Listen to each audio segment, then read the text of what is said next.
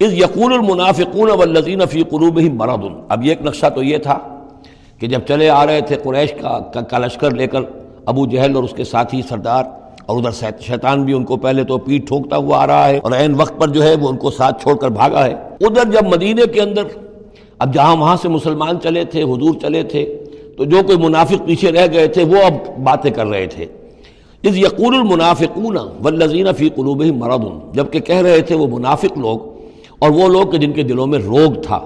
غر ہؤلاء دینہم، ان مسلمانوں کو تو ان کے دین نے بالکل دھوکے میں ڈال دیا ہے، مت ماری گئی ہے، دماغ خراب ہو گیا ہے، قریش سے ٹکرانے چلے ہیں،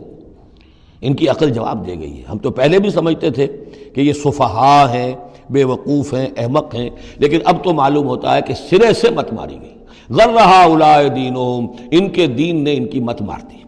ومن یتوکل علی اللہ فإن اللہ عزیز حکیم، انہیں کیا پتا کہ جو کوئی توکل کرے اللہ پر تو اللہ تعالیٰ زبردست ہے، حکمت والا۔ وَلَوْ تَرَىٰ يَتَوَفَّى الَّذِينَ كَفَرُوا الْمَلَائِكَةُ، اور کاش تم دیکھ سکتے جب کہ قبض کرتے ہیں فرشتے ان کافروں کو، ان کی جانوں کو، یضربون وجوہہم، ان کے چہروں پر ضرب لگاتے ہوئے، وادبارہم، اور ان کی پیٹھوں پر، وذوقوا عذاب الحریق، اور کہتے اب چکھو جلنے کا عذاب، ذالک بما قدمت ایدیکم، اور یہ وہ کچھ ہے جو تمہارے اپنے ہاتھوں نے آگے بھیجا ہے، وان اللہ لیس بظلام للعبید، اور یہ کہ اللہ تو ہرگز اپنے بندوں کے حق میں ظالم نہیں ہے، ظلم کرنے والا نہیں ہے۔ کداب آل فرعون والذین من قبلہم، جیسے کہ معاملہ ہوا آل فرعون کا اور ان کا جو ان سے پہلے تھے۔ آل فرعون سے پہلے قوم شعیب سے پہلے صدوم اور عمورہ کی بستیاں، ان سے پہلے قوم سمود، ان سے پہلے قوم عاد، ان سے پہلے قوم نوح، یہ ہم سورہ اعراف کے اندر یہ ساری چیزیں پڑھ کر آئے۔ کداب آل فرعون والذین من قبلہم کفروا بآیات اللہ، انہوں نے بھی اللہ کی آیات کا کفر کیا، فأخذہم اللہ بذنوبہم، تو اللہ نے پکڑ لیا انہیں ان کے گناہوں کی پاداش میں۔ ان اللہ قوی شدید العقاب، یقیناً اللہ تعالیٰ قوی ہے، قوت والا ہے، زور آور ہے، اور سزا دینے میں سخت ہے۔ ذالک بان اللہ لم یکن مغیرا نعمۃ انعمها علی قوم حتی یغیروا ما بانفسہم، یہ اس لیے ہے کہ اللہ تعالیٰ کا یہ طریقہ نہیں ہے کہ کوئی نعمت جو اس نے کسی قوم کو دی ہو اس میں تغیر کر دے جب تک کہ وہ قوم اپنے اندر کی کیفیت کو متغیر نہ کر دے۔ یعنی یہ ہر قوم جو اٹھی تھی اسی شکل میں اٹھی تھی کہ اللہ تعالیٰ نے ایک نبی بھیجا، جیسے کہ قوم ہود ختم ہوئی تو حضرت ہود اور ان کے ساتھیوں کے ذریعے سے ایک نئی قوم وجود میں آئی جو آگے چل کر سمود کہلائی۔ تو یہ لوگ کون تھے؟ یہ لوگ تھے جن کو اللہ نے نعمت دی تھی، انعام دیا تھا، احسان کیا تھا، ایمان انہیں ملا تھا، لیکن جب انہوں نے اپنی اس نعمتوں کو بدل دیا، کفر کی روش پر آ گئے، توحید کی پگڈنڈی چھوڑ کر، توحید کی شاہراہ کو چھوڑ کر شرک کی پگڈنڈیوں پہ مڑ گئے، تو پھر اللہ تعالیٰ کی نعمت بھی تبدیل ہو جاتی ہے، اللہ تعالیٰ نعمت سلب کر لیتا ہے، انعام کی جگہ پر اللہ کا عذاب آ جاتا ہے۔ ذالک بان اللہ لم یکن مغیرا نعمۃ انعمها علی قوم حتی یغیروا ما بانفسہم،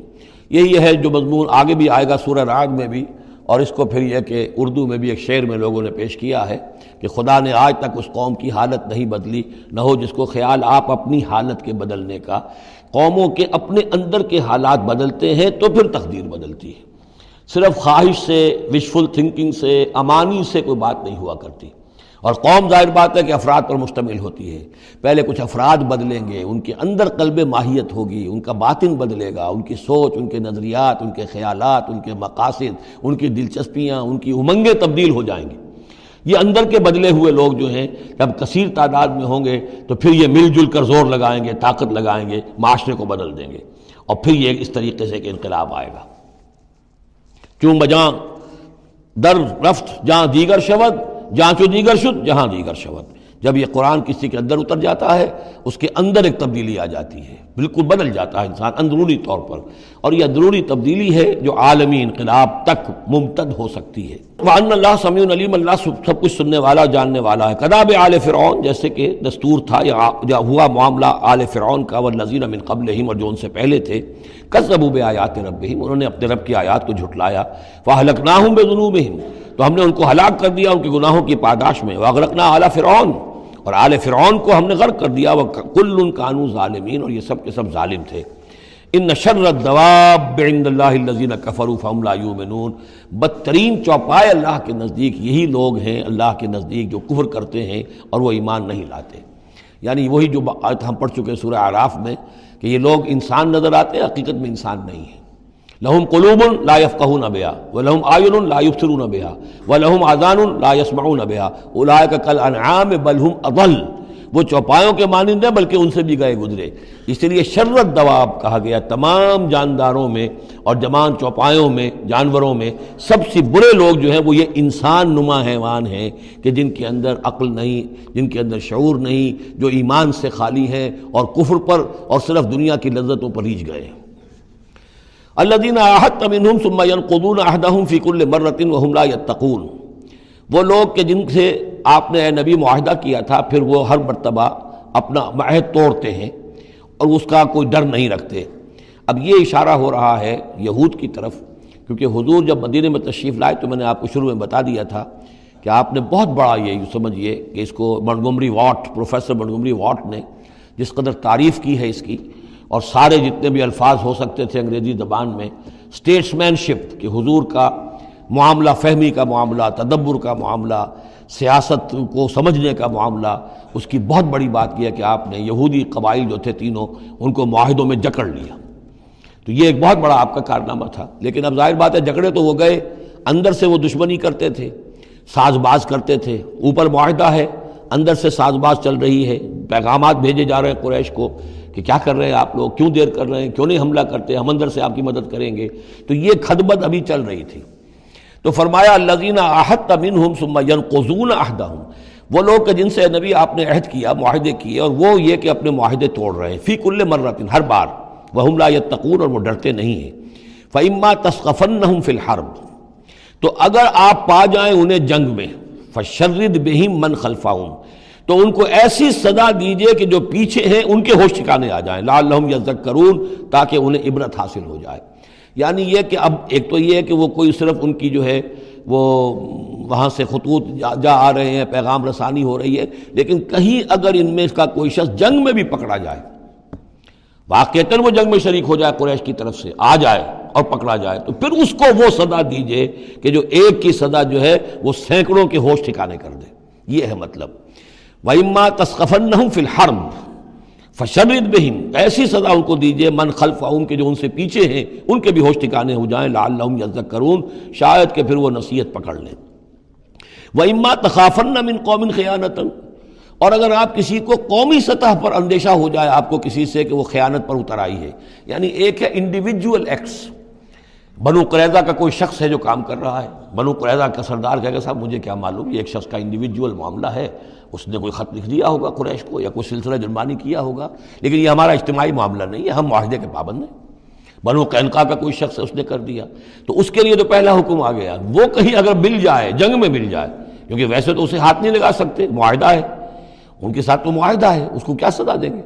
لیکن یہ کہ جنگ میں کہیں آ جائے، اتنی جرأت کر جائے تو پھر اس کو وہ سخت سزا دیجیے گا کہ جو پیچھے بیٹھے ہوئے ہیں، جو ڈورے ہلا رہے ہیں، تارے ہلا رہے ہیں، ان کو بھی ہوش ٹھکانے آ جائے۔ لیکن یہ کہ اگر آپ کو اندیشہ ہو جائے کہ کوئی قبیلہ جو ہے وہ خلاف ورزی کرنے پر اتر آیا ہے، خیانت کرنے پر اتر آیا ہے، وَإِمَّا تَخَافَنَّ مِنْ قَوْمٍ خِيَانَةً، کسی کی طرف سے خیانت کا آپ کو اندیشہ ہی ہو جائے، فَانبِذْ إِلَيْهِمْ عَلَىٰ سَوَاءٍ، تو پھر پھینک دیجئے ان کی طرف کھلم کھلا، یعنی پھر معاہدے کو ایبروگیٹ کیجئے، کہہ دیجئے کہ آج سے ہمارا کوئی معاہدہ نہیں۔ یہ نہیں ہے کہ معاہدہ بھی قائم رہے اور آپ ان کے خلاف اقدام بھی کر دیں، یہ صحیح نہیں ہے، اس لیے کہ یہ مقام جو ہے اخلاقی اعتبار سے بھی غلط ہے، اور خاص طور پر آپ کا مقام، مقام نبوت، اس کے اعتبار سے کسی درجے میں بھی نہیں ہے کہ کسی قوم کے ساتھ معاہدہ بھی ہے، آپ کو اندیشہ ہے کہ وہ خیانت کر رہے ہیں، تو آپ کھلم کھلا اعلان کر دیجئے کہ آج سے میرا اور تمہارا کوئی معاہدہ نہیں، پھر اقدام کیجئے۔ لیکن یہ کہ بغیر اس اعلان کے کوئی اقدام کرنا ان کے خلاف، یہ در حقیقت اللہ تعالیٰ جو اخلاق چاہتا ہے اہل ایمان کے، اس کے منافی ہے۔ وَإِمَّا تَخَافَنَّ مِنْ قَوْمٍ خِيَانَةً فَانبِذْ إِلَيْهِمْ عَلَىٰ سَوَاءٍ، اصل میں یہی وہ بات تھی جس کے حوالے سے مولانا مودودی مرحوم نے 1948 میں یہ جو جہاد کشمیر اس وقت ہو رہا تھا اس کے بارے میں رائے ظاہر کی تھی کہ ہندوستان کے ساتھ ہمارے سفارتی تعلقات ہیں، بھارت کے ساتھ ہمارا سارا معاملہ معاہدات کے اوپر چل رہا ہے، پھر اگر یہ کہ معاملہ جو ہے دوسری طرف ہم یہ شکل کر رہے ہیں کہ وہاں پر جنگ کا معاملہ کر رہے ہیں تو یہ غلط ہے، شریعت کی روح سے، قرآن کی روح سے غلط ہے۔ ہمیں کھلم کھلا اعلان کرنا چاہیے، جو بھی ہو اللہ تعالیٰ پر بھروسہ رکھنا چاہیے، کھل کر سامنے آنا چاہیے۔ یہ یا کہ میز کے اوپر تو معاہدہ ہے، ہاتھ مل رہے ہیں اور میز کے نیچے سے ٹانگیں گھسیٹی جا رہی ہیں، یہ دنیا داروں کا دھندا تو ٹھیک ہے، لیکن اسلام کی روح سے ایک اسلام کے نام پر بننے والی مملکت کی حکومت کا یہ طرز عمل درست نہیں ہے۔ یہ تھا وہ معاملہ جو سن 48 میں مولانا مودودی نے یہ رائے ظاہر کی تھی، اور اس پر پھر کافی ان کے خلاف جو ہیں عوامی جذبات جو ہیں وہ بہت جو ہے اس وقت بہت بلند ہو گئے تھے، مشتعل ہو گئے تھے، اس لیے کہ عوام کی اپنی سوچ ہوتی ہے۔ وَإِمَّا تَخَافَنَّ مِنْ قَوْمٍ خِيَانَةً فَانبِذْ إِلَيْهِمْ عَلَىٰ سَوَاءٍ، معاہدہ ان کے منہ پر دے مارو، ان اللہ لا يحب الخائنین، یقیناً اللہ تعالیٰ کو خیانت کرنے والے پسند نہیں ہے۔ وَلَا يَحْسَبَنَّ